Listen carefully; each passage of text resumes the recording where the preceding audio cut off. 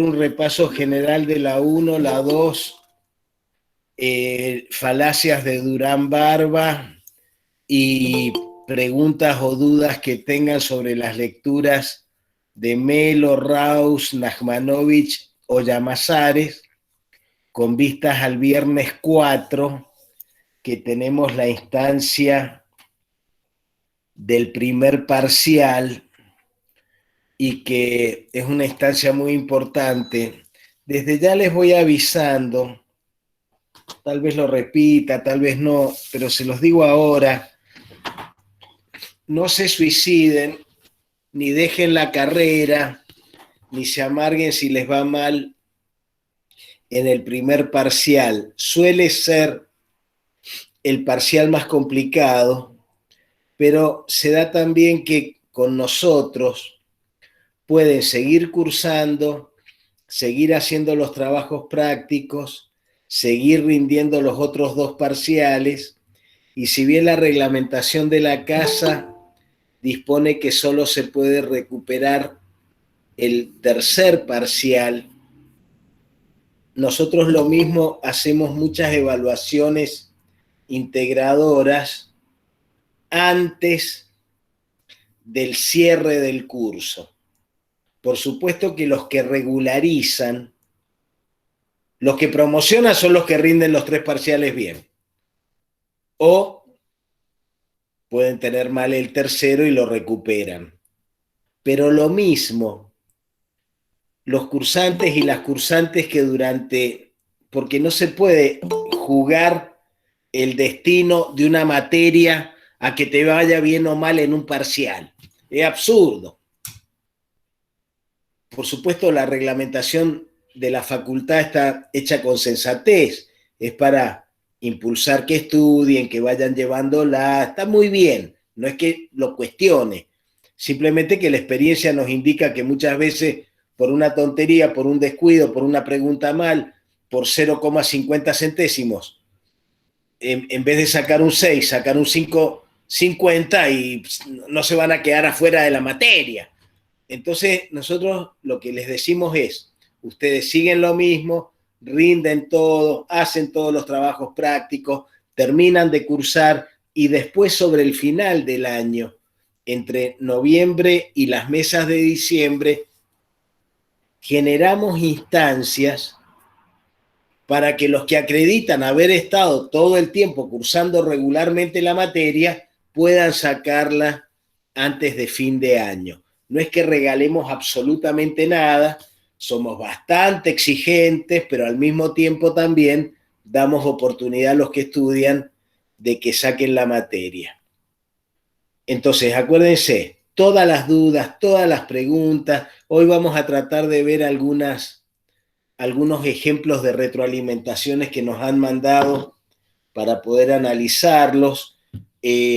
Todo eso lo van mandando por correo y el lunes que viene tenemos un repaso general de todo. Mañana y el viernes tienen con Edgardo la 12, lunes que viene repaso general de 1 y 2, martes con Edgardo cierran la 12 y ahí vamos a saber bien cuánto de la unidad 12 entra en el examen parcial del viernes. Bueno, habíamos dicho entonces que todo es proceso de retroalimentación, todo es proceso circular. Macri le pedía a los gobernadores peronistas apoyo, los gobernadores peronistas manipulaban a sus legisladores, le daban el presupuesto y a cambio de eso Macri mejoraba sustancialmente el nivel de caja de todos los gobernadores, porque también con Vidal y con Cornejo, el gobierno nacional durante los 4 años de Macri tuvo una cantidad de flujos de dinero que tuvieron que ver, por supuesto, con el hecho de que como Macri no tenía mayoría en las cámaras, tenía 1/3 del Senado y recién después de 2017 pudo conformar una primera minoría. Primera minoría es el mayor número de votos iguales. No es mayoría porque no es la mitad más uno, que sería la mayoría más cómoda, digamos. Pero entonces iba generando eso. Entonces, chicos, recordatorio, todo sistema ingresa, procesa, metaboliza y egresa materia, energía e información. También metemos el dinero como flujo y mantiene con el entorno una compensación homeodinámica. Ahora bien, para poder hacer esto, hay una serie de reglas que permiten indagar cómo funcionan los sistemas y qué tipo de características tienen, que tienen que ser claramente comprendidas por ustedes cuando estén haciendo los análisis de los temas que le han tocado en los trabajos prácticos, porque son todos temas políticos de la realidad actual de la Argentina y todos tienen que ver con sistemas y subsistemas interactuando e intercambiando energía, materia e información. La primera regla, no digamos solamente de los sistemas en abstracto, la primera regla de la vida es la impredictibilidad. Si ustedes hubieran pensado el 19 de marzo a la noche, cuando estaba hablando Alberto, cómo iban a ser los 6 meses siguientes de la Argentina y del mundo, nadie podía saberlo.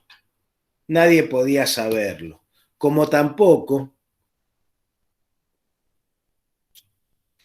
a comienzos de 1984,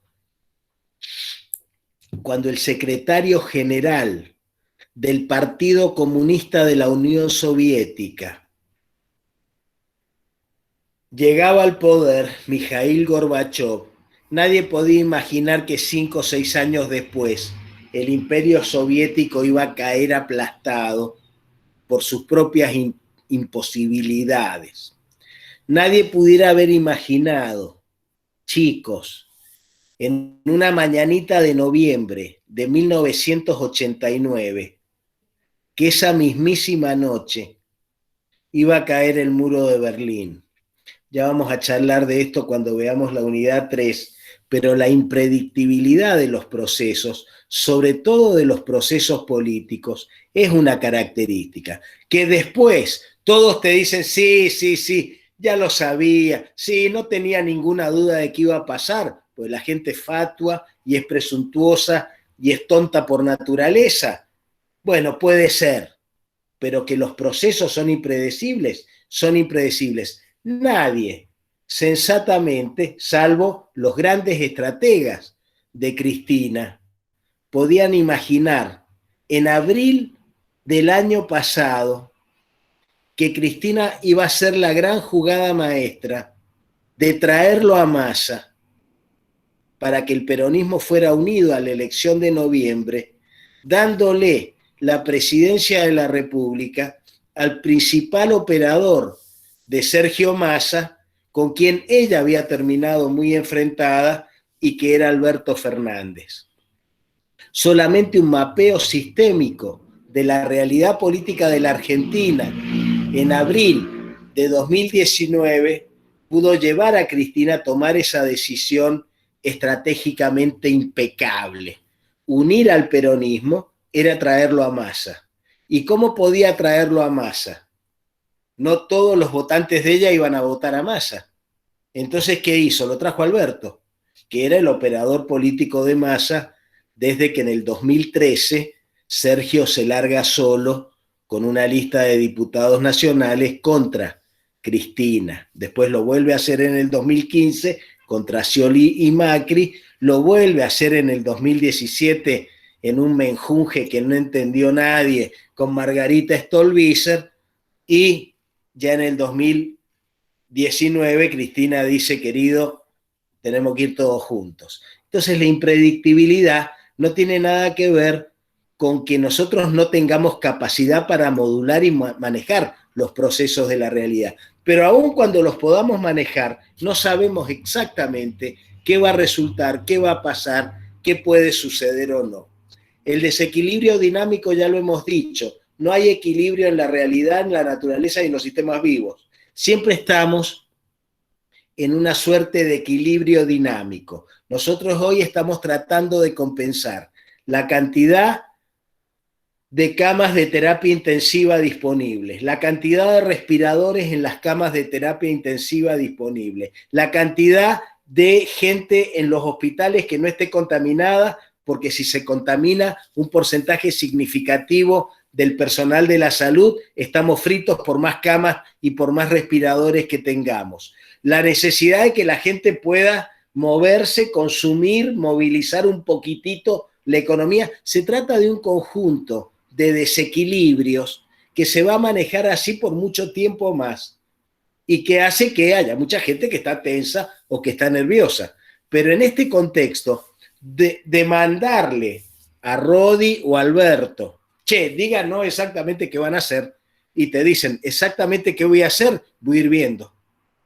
Porque estamos en un escenario de desequilibrio dinámico, pero siempre es así. Ahora es más grave, porque todo está más acentuado, pero el desequilibrio dinámico quiere decir, estamos en umbrales de estabilidad. Esos umbrales de estabilidad en algún momento pueden cambiar y nos vamos a la miércoles. Y de lo contrario los vamos manteniendo desequilibrados, pero compensados, manejables, admisibles. La sinergia quiere decir, esto es una cosa muy importante, esto viene de Ehrenfels, uno de los filósofos que más influyó en Fritz Perls, el padre de la teoría gestáltica, esto para que lo repasen para la unidad 1, ya Ehrenfels decía, el todo es algo diferente a la suma de las partes, es otra cosa distinta.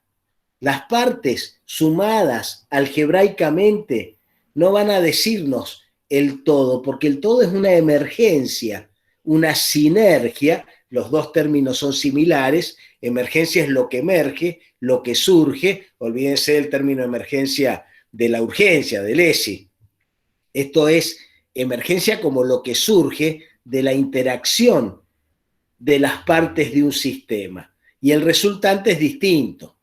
Cuando fuimos a jugar el Mundial de Corea-Japón, todos los jugadores de la Argentina valían más de 10, 15 o 20 o 50 millones de euros. Y sin embargo no le pudimos invocar un gol a Inglaterra. Es decir, teníamos partes absolutamente supernaturales y sin embargo a la hora del todo, equipos más modestos hacían una sinergia más efectiva. Dos fuerzas políticas se juntan y sacan menos votos de los que hubieran sumado por separado. O al revés, dos fuerzas pequeñas se suman y la gente las ve como una gran opción política. Entonces siempre el todo es algo diferente a la suma de las partes. Y ahora viene otro principio que tienen que manejar muy bien para el examen y para la vida y para la comprensión de los procesos de los sistemas sometidos a entornos de extrema demanda y de extrema intensidad energética, que es lo que se llama la ley de requisito de variedad interna. También se la llama la ley de variedad requerida. Hay diversas traducciones para este principio que postula básicamente lo siguiente: un sistema, para poder lidiar con un entorno complejo, necesita tener variedad suficiente como para poder manejarse con ese entorno. Es decir, tiene que tener una múltiple capacidad de respuesta y adaptación para poder lidiar con un entorno complejo que tiene de por sí mucha variedad.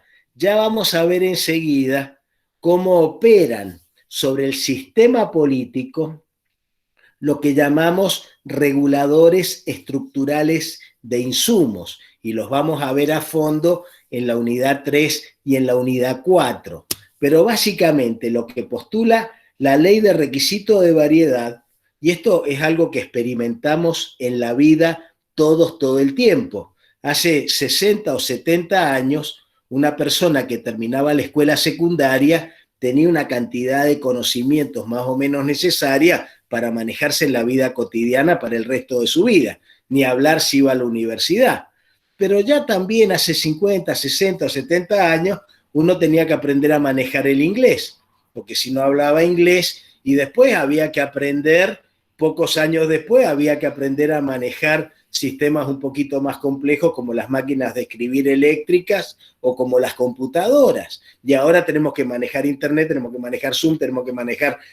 Y cada vez tenemos que tener más variedad de respuesta frente a un entorno que nos plantea una cantidad de demandas que si no tenemos la capacidad para poder atenderlas, corremos el riesgo de colapsar, de no poder resolverlo. Ustedes tienen que rendir las materias del primer cuatrimestre, tienen que cursar y regularizar historia, promocionar político, cursar civil, tienen una cantidad de demandas. Frente a eso tienen que multiplicar su propia capacidad de generar variedad para poder atender a cada una, ni hablar de los sistemas políticos. Ahora, la capacidad de variedad interna no se contrapone, sino que se complementa, por el contrario, con una capacidad extraordinaria que pueden desarrollar los sistemas, que es la de reducir la variedad del entorno.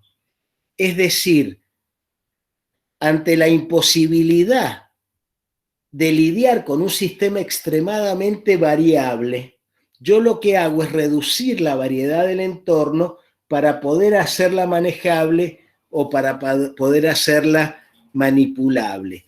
Hay un ejemplo que es muy claro para comprender esto, que es lo que hacen las casas de ropa.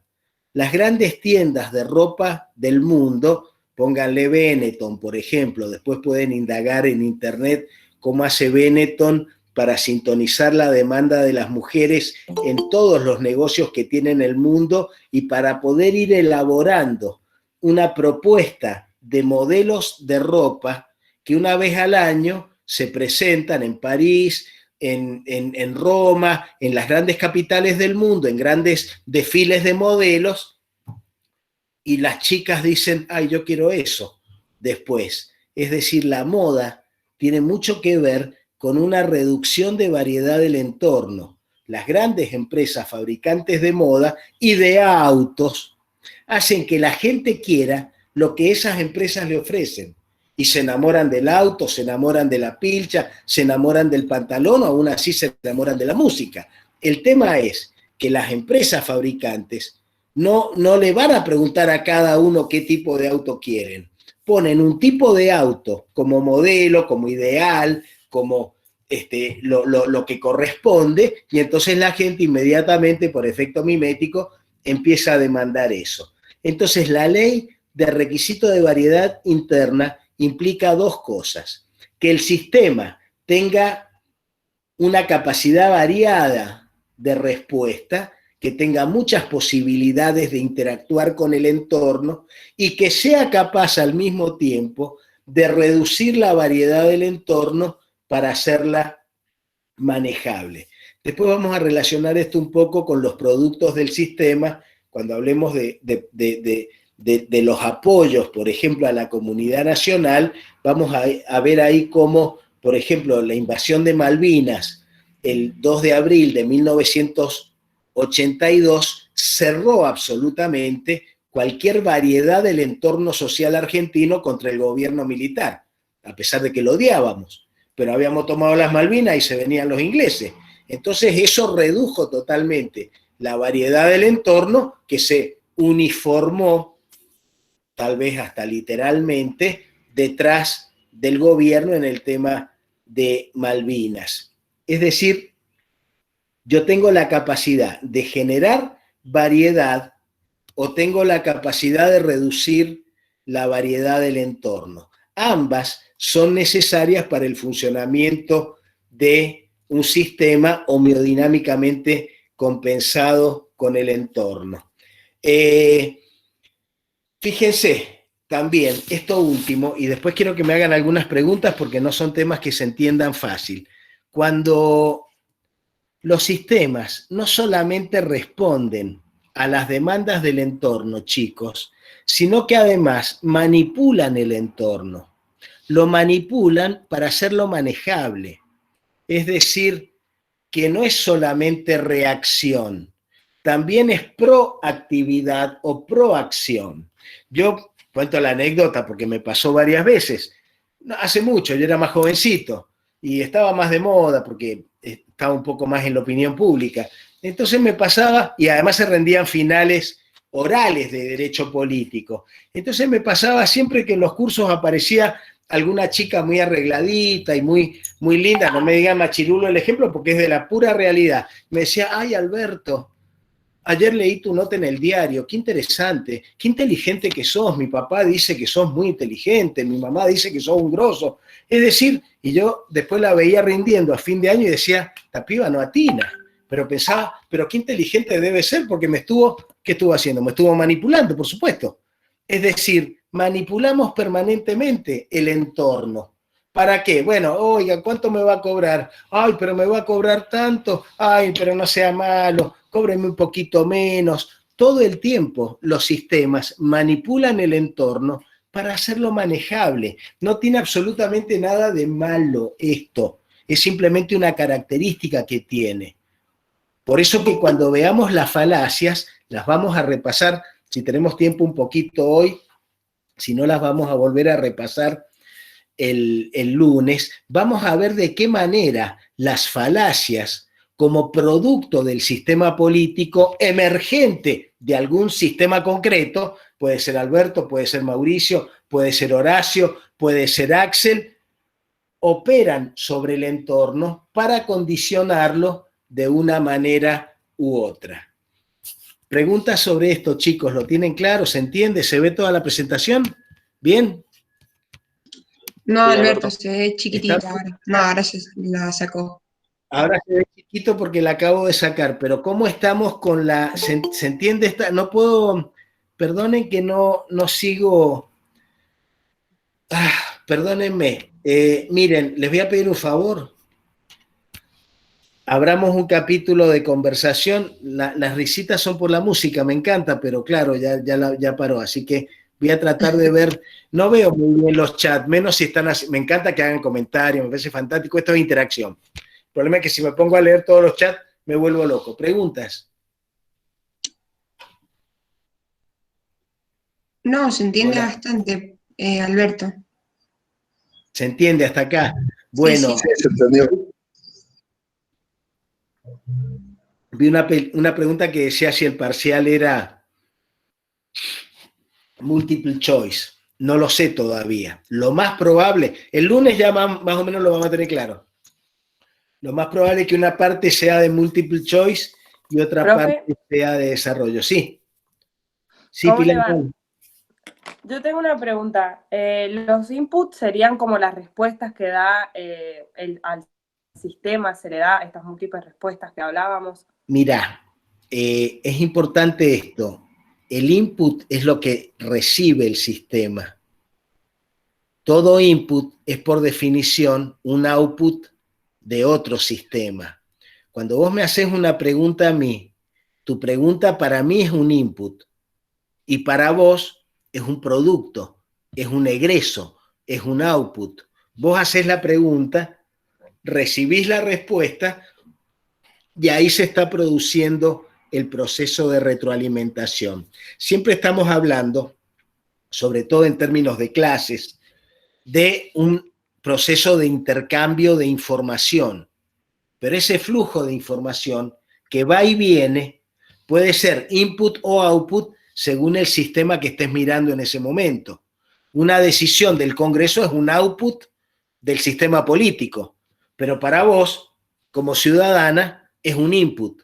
¿Se entiende? Cuando Rodi dice, ahora abrimos los boliches, para él es un producto. El sistema político, habilitado por la legislatura, toma la decisión de abrir los boliches. Eso llega a la sociedad y la sociedad sale a la calle y se puede ir a tomar una cervecita a la Arístides. Input es el flujo de ingreso. Output es el flujo de egreso. Pero siempre se trata de sistemas que están interactuando e intercambiando inputs y outputs. ¿Queda claro? Perfecto, profe, muchas gracias. Profe, sí. Una pregunta. Ahí, siempre cuando el sistema manipula el entorno, sí o sí lo tiene que hacer a base de outputs. Sí, claro. Sí. O sea, todas las acciones que haga van a ser output, no hay una parte para lo que serían estas manipulaciones. En un caso abstracto de sistema manipulando el entorno, no te olvides que sistema y entorno también son conceptos que dependen del observador y de la realidad que estás observando. Porque si vos decís, por ejemplo,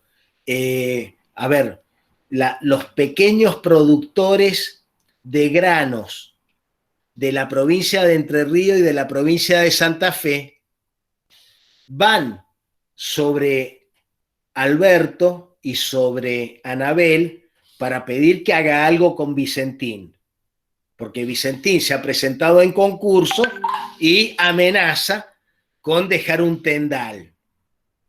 Entonces ahí no hay una manipulación, hay el planteo de una demanda. Pero cuando Alberto anuncia con Anabel que ha mandado al Congreso un decreto expropiando Vicentín, ahí está generando también en una parte del entorno social un efecto como de manipulación, pero interesante. Baja la demanda de esos pequeños productores.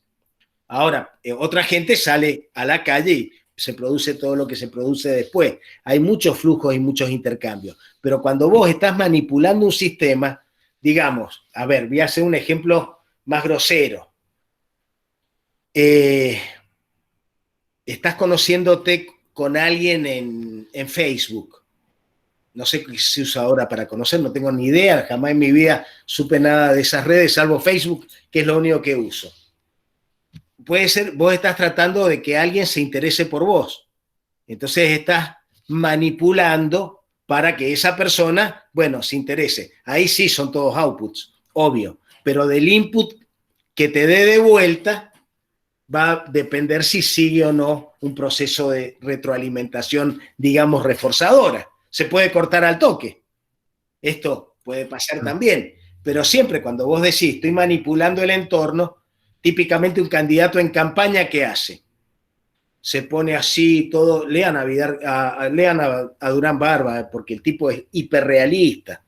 Si tradicionalmente el líder se pone así melancólico, épico, mitológico, heroico, yo voy a hacer que todos los argentinos y las argentinas nos volvamos a abrazar en el lenguaje común de la unidad nacional, y vos decís, ay, este tipo me enamoró. Después lo ves, las cosas que le dice a los otros, te querés morir. Pero típicamente un candidato en campaña está generando permanentemente outputs encaminados a generar en el entorno una unificación de miradas para que vayan y lo voten el día de las elecciones. Ahí típicamente, cuando se hace campaña se selecciona, se fragmenta el electorado y uno sabe a quién le está hablando con cada mensaje. Es decir, se hace todo un estudio de sectores a los cuales se va con un mensaje específico. Si los mensajes son demasiado contradictorios, el candidato pierde prestigio. Si los mensajes son más o menos buenos y consiguen unificar en torno a grandes temas, luchemos contra la pobreza, luchemos contra la inflación, luchemos contra la corrupción, empecemos la reactivación económica, ese tipo de grandes discursos son manipuladores del electorado en términos de que te llevan a votar una determinada opción u otra. También depende. Alberto, sí. ¿Y eso también no sería como tipo reducción de la variedad, digamos, de lo que... Sí, claro. Sí, porque vos no podrías, ya vamos a ver los mecanismos reducidores de variedad que usan los sindicatos o las agrupaciones específicas, pero sí, absolutamente, vos tenés ahí un mecanismo de reducción de variedad porque de lo contrario no das abasto. Aún así, no hay ningún sistema político que pueda soportar el nivel de demanda que tenemos actualmente, que es intensísimo, de todo tipo y con los sectores con mucho mucho empowerment, porque gracias a las redes se llega fácilmente con los mensajes y con los flujos al poder. Pero sí, absolutamente se trata de mecanismos de reducción de variedad, sin duda. Perdón, una pregunta, Alberto. Sí, dale. Los inputs y los outputs intercambian roles entre sí constantemente, ¿cierto? En un mismo flujo. Pero es que los intercambios de roles ya nos lleva a otra cosa. En general nosotros nos vamos a manejar, yo no he metido la cuestión de los roles, porque en general cuando estamos analizando sistema político y proceso del sistema político, es sencillo distinguir cuáles son los roles que están en juego. Sos ciudadano, sos grupo, sos partido, sos decisor.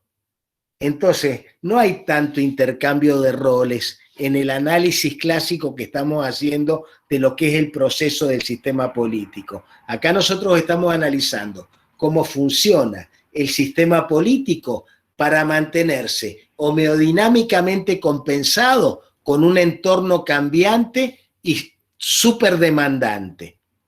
En ese contexto, los roles los damos por entendidos a priori. De la Corte se espera que haga sentencias. Del Congreso se espera que haga leyes. Del Ejecutivo se espera que tome decisiones e implemente políticas. De los públicos se espera que respeten la ley, paguen los impuestos y sigan demandando porque van a seguir demandando. Pero no hay una confusión de los roles. No. Bueno, ¿estamos hasta acá?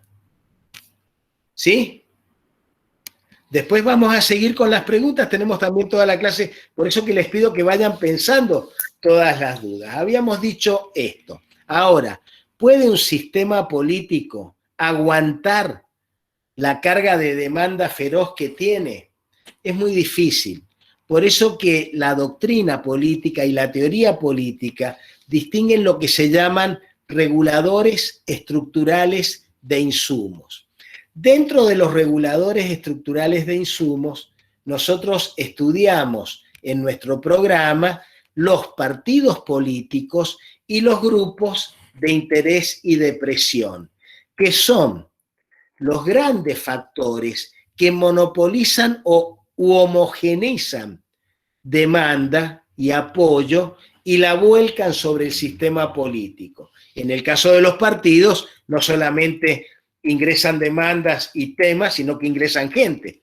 Pero también los grupos de presión lo hacen. Eso lo vamos a estudiar muy bonito y muy prolijito ya a partir del lunes 7 en la unidad 3. Pero ustedes imagínense, dábamos el ejemplo hace poco de los docentes. ¿Se imaginan los docentes de Mendoza la parva de peticiones que tienen para formularle al sistema político? Si alguno tiene un pariente docente o alguno de ustedes es docente en ejercicio, o su mamá o su papá, lo debe saber muy bien. No solamente demandamos salario, demandamos que no tengamos que estar todo el tiempo online con nuestros alumnos, demandamos que nos den una mano para pagar internet, demandamos que nos den una mano para tener programas de computación que nos permitan hacer más amigable la relación con nuestros alumnos. Yo me enojo porque la Facultad de Derecho nos da Meet y yo preferiría que me diera Zoom. No importa, no es que me enoje tampoco, pero digo, sería preferible, no importa. Si yo me tengo que garpar un Zoom, me sale $14 por mes y no tengo más de 100 o 150 personas en un aula. Entonces, la cantidad de demandas, licencias, enfermedades, reconocimiento, bueno, ahora, ¿qué hace el SUTE de Mendoza? Bueno, trata de enfatizar 2 o 3 grandes demandas, salario, derogación o modificación o morigeración del ítem aula, horas de dedicación, ¿qué pasa con los suplentes? Trata de unificar en 2 o 3 o 4 cosas nada más para que el sistema pueda dar algún tipo de respuesta y para que se puedan negociar y acordar algunos tipos de respuesta. De lo contrario, antes del ítem aula, los docentes obviamente hacían huelga. Después que se puso el ítem aula y se empezó a pagar el ítem en razón de la presencialidad y se tuvo que morigerar una cantidad de excesos porque había gente enferma que tenía que ir a trabajar porque si no se perdía el ítem, era bastante duro. Sí, era bastante duro, pero al mismo tiempo Suárez ganó con el 50% de los votos. ¿Por qué? Bueno, porque todos los padres y madres que teníamos o tenían hijos en el sistema educativo advertían que en un momento la cantidad de horas libres que tenían los chicos era insoportable. Eran 2 o 3 horas libres por día, 6, 7 horas libres por semana o más. Entonces había una presión social sobre el gobierno que hizo que el gobierno tomara una decisión que a los docentes legítimamente les cayó como patada, pero que al colectivo social le pareció pertinente. ¿Se entiende, chicos? ¿Se entiende eso? Entonces, cuando hablamos de retroalimentación, la retroalimentación inmediata que genera la decisión del ítem aula sobre los docentes es la reacción. Y el planteo de una acción de inconstitucionalidad del ítem en la Corte de Mendoza que se resolvió a favor del gobierno. Y en lo mediato, en el mediano plazo, vuelve con un incremento de los apoyos al partido que ha tomado esa decisión. Es decir, hay un delay, no se experimenta inmediatamente, pero al año, año y medio, cuando la gente va a votar, dice, che, después de todos estos tipos resolvieron este problema. Y entonces aumentó en el largo plazo su nivel de... Eso es muy interesante verlo también cuando ustedes estén analizando los casos que les han tocado para el examen, vean esos bucles de retroalimentación.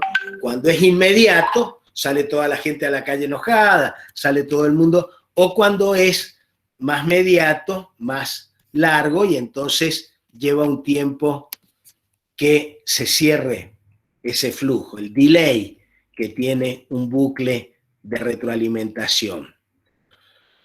Bueno, habíamos dicho, los partidos filtran los ingresos, fundamentalmente las personas, los grupos. Ojo, no solo los partidos filtran personas al sistema, los partidos lo hacen oficialmente. Vos no podés ser, vos podés leer y escribir y haber estudiado teoría sistémica como Brum, chiste, pero no podés ir al sistema político si el partido no te lleva. ¿Por qué? Bueno, porque es una oligarquía partidocrática la que nos gobierna. Ya vamos a estudiar eso en la unidad 3. Pero acá los partidos están manejados por un pequeño grupo de personas, cada uno que opera la totalidad de las decisiones del sistema. Ya vamos a dar un ejemplo de cuál es la situación del PJ en este momento en Mendoza con respecto a la reforma constitucional que quiere hacer Suárez, para ver qué se está jugando en el contexto de la provincia de ustedes. Tienen que leer, chicos, sobre la reforma de la Constitución de Mendoza, porque probablemente para ejemplos a lo largo del curso nos venga bastante bien. Bueno, vamos un ratito a esto de los productos. Habíamos dicho, los productos básicamente son extracciones, regulaciones, distribuciones y productos simbólicos. Ahora, ustedes piensen que el sistema político como conjunto, que es un infierno de subsistemas, genera todo tipo de productos todo el tiempo. Porque cuando te dan una licitación a vos, también es un producto del sistema político la decisión de darte a vos una obra. Y si a cambio de eso te pidieron por abajo una comisión o algo, es un caso de corrupción, es cierto, pero el producto del sistema también es adjudicar una licitación, adjudicar una compra, adjudicar un contrato de algo, y estas son productos del sistema también. Armar la comisión, vieron que Alberto armó una comisión de expertos para estudiar el tema de la reforma de la Constitución. Y a alguna gente no le pareció bien que en esa comisión de expertos, que tiene que analizar el funcionamiento de la Corte, y el funcionamiento de la justicia esté la persona que es abogado defensor de Cristina en muchas causas judiciales que ella tiene, y también de Cristóbal López, el señor que la semana pasada consiguió el perdón judicial de su deuda con la FIP y de su proceso penal por malversación. No, el proceso es por incumplimiento tributario, dejó de pagar un impuesto. Entonces, ¿cuál es el producto del sistema político? La creación de esa comisión. Ahora, la creación de esa comisión, para muchos estudiosos de la opinión, tiene como un efecto simbólico. Es como que Cristina está diciendo, miren a quién pongo en la comisión. Son 11 personas, algunas de ellas encantadoras. Está el querido doctor Omar Palermo, juez de la Corte de Mendoza y respetadísimo penalista. Pero cada uno lo lee de una manera distinta. Están los que lo leen como una muestra de poder, están los que lo leen con fastidio, están los que lo leen con preocupación y están los que no le dan mucha bola al tema. Entonces, los productos simbólicos, aunque no cambien nada concreto y tangible en la realidad, tienen un efecto importante en la emocionalidad del colectivo social. Y esto es algo que permanentemente el sistema político está manipulando para, ya que no puede hacer mucho para que estemos un poquito mejor, por lo menos emocionalmente nos sintamos más o menos comprometidos con ciertas posiciones. Esto es de Almond y Powell. Y después, bueno, antes de verlo, eso me gustaría darles un ejemplo de algo que me parece interesante, que fue cuando hablamos del entorno social de Mendoza, por ejemplo, en 2018, tenía una percepción de Anabel bastante ligada a la pertenencia de... Lo más simpático de todo es que justo Anabel estuvo con nosotros ese curso como ayudante, como ayudante profesora, porque es abogada, así que pudimos también analizarlo con ella. Ella tenía una percepción en el entorno social de ultra acá, de la cámpora, de ultra opositora, todo lo demás. De golpe se junta con Cornejo para acordar el juicio por jurados. Era un viejo proyecto de muchos partidos, pero ella le lleva propiamente el que tenía armado ella, Cornejo la recibe, y de golpe toda esa imagen que ella crea mejora mucho su percepción en los sectores que la veían mal. Digamos, refuerza la buena percepción que tenían los sectores más leales, más militantes.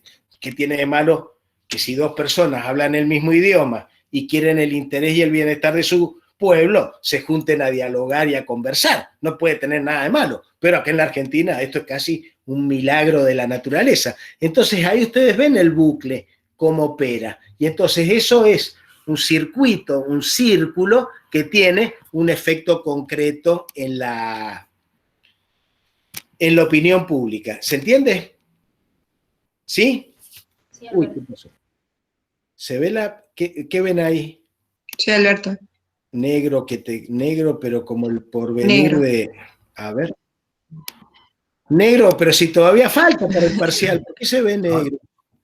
Bueno, esperen un cachito que se nos ha desaparecido en acción nuestra presentación. Bueno, van viendo entonces, chicos, que todo es bucle de retroalimentación, todo es un circuito de tipo circular, todo en la vida es circular, aunque no lo veamos. Ahí no ven, ¿no? ¿O sí? No, nada. No se ve. No, esto de golpe ha dejado de compartir. Los otros días me pasó, tenía 100 alumnos en La Rioja y se me apagó el Meet. Me quise volver loco, dije, no, hay 100, si tengo que empezar a darles otra vez uno por uno, y abrí todo de nuevo y estaba abierto el Meet. O sea, no se había perdido online la reunión, cosa que me hizo querer mucho más al señor, que creo que es Jeff Bezos, el dueño de Google. Jeff, saludos desde Mendoza. Bueno, esto ya lo vimos. ¿Ahora ven? Sí, Ahí profe, vemos ahí se la ve. cuestión de los apoyos. Esto lo tienen desarrollado en Melo y les pido que le presten una especial atención, por favor. Cuando hablamos de apoyos, hablamos de una infinita cantidad de flujos que pueden venir del entorno nacional, provincial, depende del nivel que ustedes estén analizando. ¿Están analizando Urpiano o están analizando a Orozco o están analizando? Los apoyos vienen del entorno. Para un intendente los apoyos pueden venir del entorno de su departamento, del gobierno provincial, del gobierno nacional o de un programa internacional. Ahora está todo el mundo medio parado, pero los apoyos siempre son flujos que de una manera u otra sostienen, nutren, fortalecen, mejoran, hacen más sana la capacidad para operar del sistema. Cualquier sistema, ¿eh? Para una banda de delincuentes que se dedica al robo de autos, conseguir una baja en el control de la vía pública a la noche puede ser un muy buen apoyo para poder nutrirse de más autos o de más ruedas de autos. Es decir, no vean la realidad en términos de bueno o malo según un sistema de valores, sino del sistema que están analizando. Una banda de delincuentes es un sistema. Ese sistema necesita inputs del entorno para mantenerse fortalecido y poder generar sanamente su output, que es robar mucho. Entonces, poder corromper a la policía es típicamente un output de una banda de delincuentes. Poder reducir el nivel de prevención y de seguridad en la vía pública es obviamente un apoyo para una banda de delincuentes. Esto digo para que formen en sus cabecitas la idea de que están haciendo un análisis un poco más desapasionado de los sistemas y no tan motivado por los propios valores que pueda tener cada uno. Es obvio que todos tenemos nuestro sistema de valores y todos podemos opinar qué nos parece. Pero cuando hablamos de apoyos, hablamos de soportes que nutren al sistema. Entonces, lo que van a ver en Melo es que la doctrina distingue los apoyos entre apoyos a la comunidad política, que es más difuso, apoyo al régimen político y apoyo al gobierno, que es más concreto y más específico.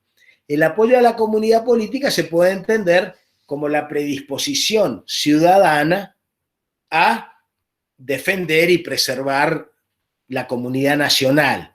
Todos somos argentinos, todos queremos a la Argentina, todos festejamos el 9 de julio, todos nos sabemos de memoria los discursos de Juan José Paso o de Mariano Moreno, todos sabemos la vida de San Martín perfectamente, todos más o menos atinamos con el himno, y cuando vino, por ejemplo, la toma de Malvinas, en plena dictadura militar, salieron cientos de miles de personas a la calle porque habíamos tomado las Malvinas y emocionalmente ese apoyo se manifestó de una manera significativa.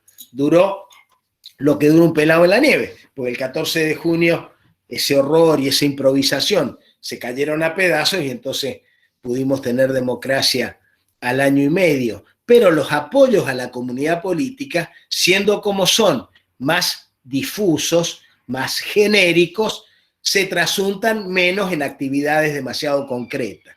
De todos modos, podríamos pensar que pagar impuestos es un apoyo genérico a la comunidad política, porque en definitiva todos sabemos que si cumplimos con los impuestos, probablemente sea el que sea el gobierno o el régimen va a tener más soporte nutriente.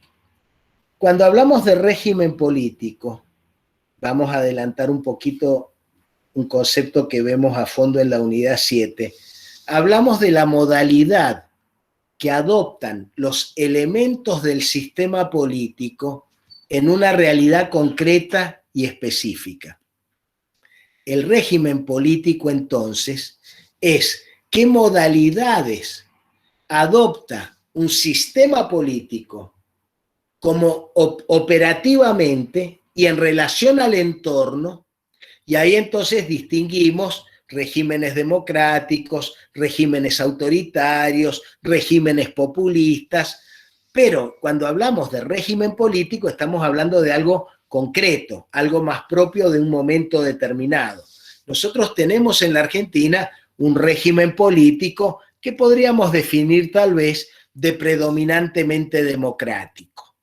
Predominantemente democrático quiere decir que no es totalmente democrático, porque la presencia del Estado condiciona muchas veces la autonomía de los decisores del entorno social, pero es predominantemente democrático porque no hay estado de sitio, hay libertades que se ejercen más allá de las restricciones propias de la emergencia, hay libertad de prensa, más allá de los condicionamientos que pueden venir del poder, votamos cada 2 años, tenemos partidos políticos libres, tenemos derecho a opinar todo el tiempo de lo que queramos, es decir, tenemos un régimen político predominantemente democrático. Ahora, ¿qué se les ocurre que podría ser un apoyo al régimen político? A ustedes, ¿qué se les ocurre que podría ser un apoyo? Votar. ¿Qué cosa? Votar. Claro, típico. Sí, sí, es el más obvio. Sí, sí, absolutamente. Es decir, ustedes van a estudiar con Alejandra y con Beatriz lo que pasó en la Argentina entre 1903 y 1912. En 1903, la Unión Cívica Radical, que era el primer partido político moderno de la Argentina, proclama la abstención electoral. Dice, no vamos a ir más a votar hasta tanto no se dicte un régimen electoral universal, secreto y obligatorio. Y se acaba el fraude. A partir de ese momento, los radicales en todo el país dejan de votar. Entonces, el régimen político del conservadorismo se va pinchando, se va devaluando, termina Roca su mandato en el 2004, después viene Quintana y Figueroa Alcorta, después viene Sáenz Peña y Victorino de la Plaza, y ya en 1912, con la nueva ley de voto universal, secreto y obligatorio, el régimen político se nutre y cambia. Ya no tenemos más un régimen conservador, sino que entramos en la era de la democracia de masas. Pero típicamente el apoyo al régimen político tiene que ver con actitudes o flujos que fortalecen el régimen que está. Si Maduro, sea como sea que califiquemos su régimen, consigue juntar 1,5 millones de personas que lo están apoyando, ese es un apoyo al régimen político. Aunque también podríamos verlo como un apoyo al gobierno. Sí, porque es difícil y sutil distinguir a veces el apoyo del régimen político del gobierno. Eso es algo que hace el observador ante cada realidad concreta. Pero quiero que sepan esto. El régimen político varía según las personas que están a cargo del sistema en cada momento. No es igual el régimen político de Mendoza, de Suárez, al de Cornejo, aunque son del mismo partido, ni el de Paco Pérez al de Jaque, aunque son del mismo partido. No es igual el régimen político de Alberto al de Cristina, aunque son del mismo partido y de la misma fórmula. ¿Por qué? Porque cambia permanentemente la realidad y cambian los actores también. Entonces, cuando cambia la realidad o cambian los actores, cambia el modo de operar de cada régimen político. Ya el gobierno es más específico. El gobierno son los que están en ese momento a cargo. Macri terminó haciendo movilizaciones de apoyo, siendo que el PRO había sido un partido que decía, nosotros no hacemos las cosas tradicionales de los partidos. De golpe el PRO ha aparecido como un espacio político que empieza a ocupar la calle. Algo que parecía, y hay gente que se enoja y dice, pero ¿qué están haciendo aquí en la calle? Si ustedes no eran de ocupar la calle, eran de oficina, de staff, de CEOs, bueno, en fin, súper simplificaciones que impregnan nuestro discurso político. Pero ustedes cuando vean Melo, piensen en ejemplos de qué es apoyo a un régimen político y que apoyo al gobierno típicamente es lo concreto. Sale un grupo empresario y dice, queremos apoyar a Rodi porque trajo la minería a Malargüe. Después sale la gente a la calle, lo saca a bolsazo y entonces hay que volver atrás, como pasó en enero de este año, pero es interesante que los apoyos son más concretos. Ahora salen cuando Félix, que ha tomado esta decisión dramática, San Rafael tenía 0 casos hace 10 días, ahora tiene cerca de 70. Entonces el intendente dice, se cierra todo. Bueno, están como locos los prestadores turísticos y de bares y de restaurantes. Bueno, cuando lo abran va a haber un apoyo más específico de salir a decir, bueno, menos mal que nos dieron esta respuesta. Hay mucho en juego con la cuarentena, pero es interesante distinguir a qué nos referimos con apoyos al régimen, a la comunidad o al gobierno. ¿Estamos hasta ahí? ¿Preguntas? Esto ya lo habíamos visto, los grupos de presión, los grupos de interés, vamos a volver sobre esto. Esto era el ejemplo de Anabel, ya lo vimos. Fíjense, acá tienen algunos ejemplos de retroalimentaciones compensadoras o equilibradoras. Si los sindicatos piden aumentos y hacen movilizaciones, la respuesta positiva obviamente disminuye la presión. Fíjense lo que fue la caída de la Rúa. Explotó de la Rúa. ¿Por qué? Porque tenía una cantidad infernal de presiones sobre el subsistema unidad presidencial, presiones de adentro y de afuera del sistema político. Tenía minoría en el Senado. De hecho, se cambia al presidente provisorio y se pone a Ramón Puerta, que era de la oposición y que quedaba en la línea sucesoria porque había renunciado el vicepresidente. Entonces, en este contexto infinito de demandas, es obvio que la capacidad del sistema de dar respuesta se va debilitando y finalmente colapsa. Acá, chicos, tienen que tener presente un último dato y nos vamos a un breve intervalo, para cambiar el agua del mate y reflexionar y pensar en preguntas antes de terminar con esto. Cuando un sistema pequeño colapsa, normalmente puede desaparecer. Una persona que colapsa o se muere o se queda tocando un tango. Una pareja que colapsa, colapsó. Él se va por un lado y la otra parte se va por el otro, sea pareja homosexual o sea pareja heterosexual. El sistema político, cuando colapsa, no es que desaparezca, sino que cambian sustancialmente las personas que lo encarnan y las pautas de funcionamiento que tiene. Es decir, un colapso sistémico en el sistema político no genera su desaparición, sino un cambio profundo en sus condiciones de operatividad y funcionamiento. Pero sigue habiendo algún tipo de sistema político, aunque vaya cambiando. ¿Estamos hasta ahí? Bueno, entonces hacemos un breve intervalo, no más de... ¿Cómo les va? No los había saludado hoy. No más de 5 a 10 minutos, no más, y cerramos la unidad 1 con vistas al repaso de la semana que viene. Y vayan pensando preguntas o dudas sobre estos temas, por favor.